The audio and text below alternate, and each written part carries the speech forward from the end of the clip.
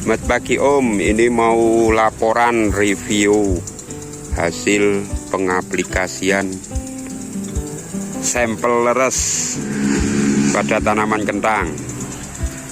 Saya aplikasi 5 hari sekali melalui sistem kocor.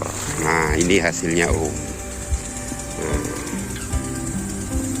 Kentangnya seger-seger. Pemakaian pupuk kimia ini biasanya sebelum pakai leres 150 kg pupuk NPK. Nah, ini kemarin tak kasih cuma 20 kg pupuk NPK. Nah, hasilnya lebih bagus. Semoga nanti buahnya juga bagus.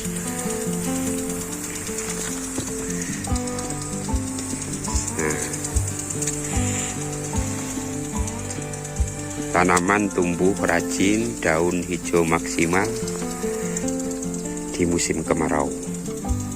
Ya. Oke.